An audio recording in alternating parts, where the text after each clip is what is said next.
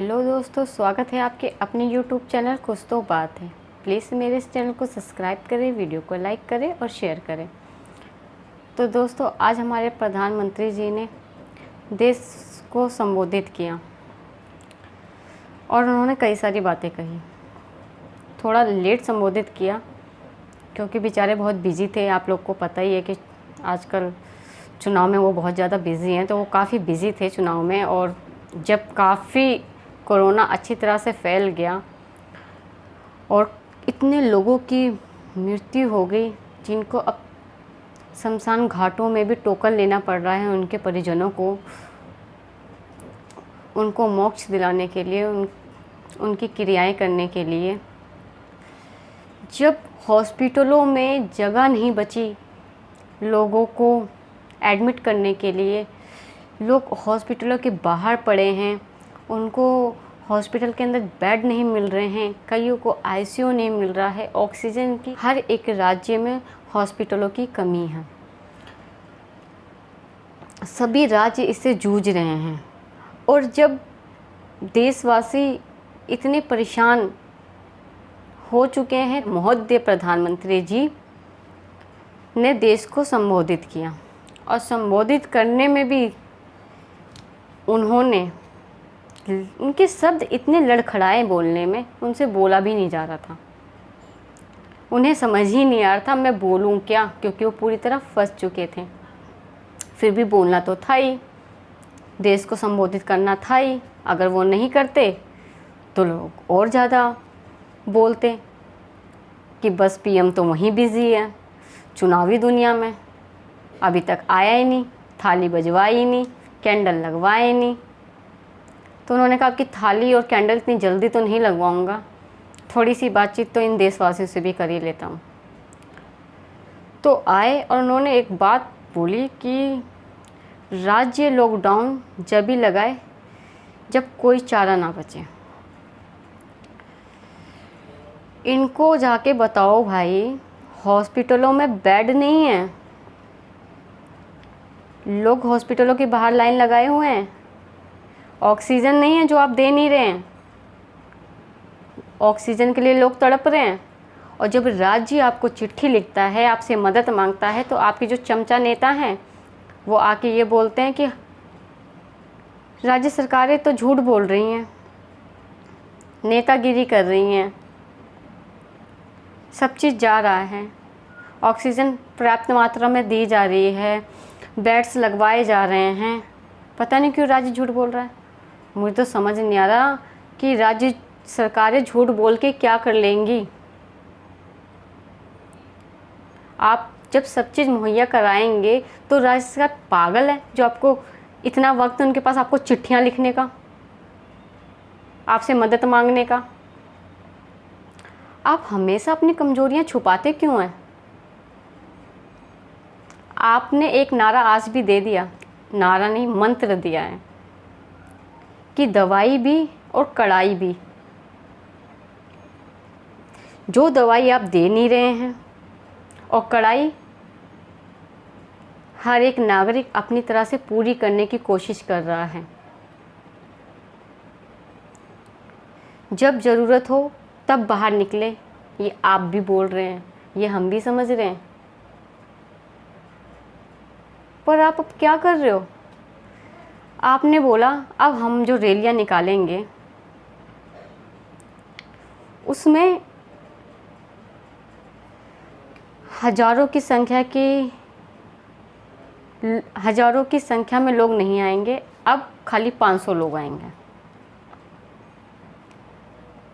ये आपकी बातें बता रही हूँ मैं, जो पहले आपने अपने इंटरव्यू में बोला हुआ है आपके नेताओं ने, कि अब प्रधानमंत्री जी ये बोल रहे हैं कि जो अब रैलियां निकलेंगी उसमें प्रधानमंत्री जी ने ये कहा है कि खाली 500 लोग आ सकते हैं वहाँ पे। और जो महाकुंभ चल रहा है उसमें अब लाखों की संख्या में संतु साधु डुबकियाँ नहीं लगाएंगे, अब हजारों की संख्या में लगा सकते हैं, पर लाखों की नहीं। ये रुकेंगे नहीं, ये चुनाव आपके रुकने नहीं चाहिए। हर एक नागरिक अब मरने की तदाक पे आ रहा है, पर आपके चुनाव जारी होने चाहिए। साधु संतु अभी भी डुबकी लगाएंगे, वो भी नहीं रुकेगा, जबकि लोग हॉस्पिटलों के बाहर पड़े हुए हैं, मर जा रहे हैं। आपने शायद एक वीडियो बहुत वायरल हो रही है जिसमें एक माँ बेचारी अपने एक बेटे के शव को लेकर रिक्शे में जा रही है। ये दिख रहा है आपको? जो आपने इतनी बड़ी दाढ़ी लटका रखी है, उसमें जो जितना दिन आपने अपनी दाढ़ी में लगाया है ना, उसको लटकाने में, उसके कुछ ही दिन देश की सेवा में लगाते हैं ना, तो आज देश की ये हालत ना होती। और इस हालत के जिम्मेदार पूरे आप हैं जो संबोधित करने आ गए। पूरे इतनी चुनावी रैलियां निकाल के, ये महाकुंभ को रच के, सब कुछ, इसके हर एक के जिम्मेदार आप हैं। ऑक्सीजन की कमी हो रही है, प्लांट अब लगना स्टार्ट हो रहे हैं, अब लगेंगे। जो अभी तक मर रहा है वो मरते रहिए, कृपया मत रुकिए, वो मरते रहिए। बेड आईसीयू के अब बन रहे हैं, अब बेड की तादाद बढ़ाई जा रही है। जो मर चुके हैं अब तो कुछ हो नहीं सकता, क्योंकि इनकी पहले कोई तैयारियां थी नहीं, अब तैयारियां धीरे धीरे हो रही हैं। 1 साल में इन्होंने कुछ नहीं किया, अब ये तैयारियां कर रही हैं, पर राज्य सरकारें कुछ ना करें। राज्य सरकारें बस ध्यान दें टीकाकरणों पे। टीकाकरण, वैक्सीन से याद आया, वैक्सीन, जिस टीकाकरण की बात कर रहे हैं ये कि टीका लगाया जाए, वैक्सीन अधिक मात्रा में लगवाई जाए, वो भी तो नहीं मिल रही है भाई साहब। उसकी भी लाइनें लगी हुई हैं, लोग धूप में जाते हैं और थोड़ी देर बाद शटर पे लिखा हुआ आ जाता है आपके यहाँ पे कि वैक्सीन ख़त्म हो चुकी हैं। वैक्सीन भी नहीं मिल रही है। 45 साल से ऊपर की वैक्सीन जो अब लगवा रहे थे ना लोगों में, उम्र के लोगों को, 45 साल की उम्र के लोगों को आप वैक्सीन लगवा रहे हैं ना, अभी तक उन्हीं को सही तरह से लग नहीं पाई है। और 18 साल के ऊपर को वैक्सीन लगेंगी अब। इनसे ये तो लग नहीं रही हैं, अब 18 साल के युवाओं को भी वैक्सीन लगेगी। देखो इनको भी कैसे लगती हैं। ये पूरा का पूरा झंडूबाम ही है। इसका दिमाग खाली चुनाव में ही पड़ा हुआ है। बस क्या करता है और क्या कर रहा है, 4:30 बजे बैठक होएगी बड़े बड़े डॉक्टरों के साथ। आज 4:30 बजे पीएम मोदी जी बैठक कर रहे हैं। थोड़ी देर बाद हेडलाइन चलती है, कल पीएम मोदी जी बंगाल में चुनाव की रैली निकालेंगे, जो बहुत ही महत्वपूर्ण है। आपकी दीदी को आने नहीं देना है, इसमें लगे पड़े हैं पीएम मोदी। दीदी और भैया अपना ही खेल खेल रहे हैं और आम जनता बेचारी बस मर रही है। अब अगर आपने नेताओं के हाथों में सब कुछ छोड़ दिया तो हम ऐसे ही मरते रहेंगे। ऑक्सीजन की कमी ऐसे ही होती रहेगी। अगर हम इन नेताओं के सहारे रहेंगे तो बर्बाद हो जाएंगे। तो अपनी सुरक्षा आपके हाथ में है, तो कृपया खुद की सुरक्षा करें, खुद की रक्षा खुद करें।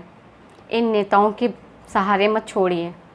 ये नेता तो हमें बर्बाद करने में तुले हुए हैं, एक दूसरे पे इल्ज़ाम लगाने में तुले हुए हैं।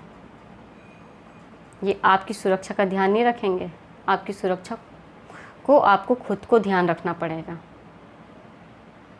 इसको ऑक्सीजन देना नहीं है, हॉस्पिटल बनते रहेंगे, वो सालों साल से बनते आ रहे हैं, अभी भी बनते रहेंगे। डॉक्टर्स, ये पहले श्रेय जो इन डॉक्टरों को देते हैं, ये कि डॉक्टर को हम प्रणाम करें, हम भी कर रहे हैं प्रणाम, पर जो वो कुछ डॉक्टर इतना गंदा काम कर रहे हैं कि कोरोना वाले व्यक्ति को पानी तक नहीं दे रहे हैं। पानी के लिए, खाने के लिए, सब चीज़ के लिए तरस रहे हैं वो।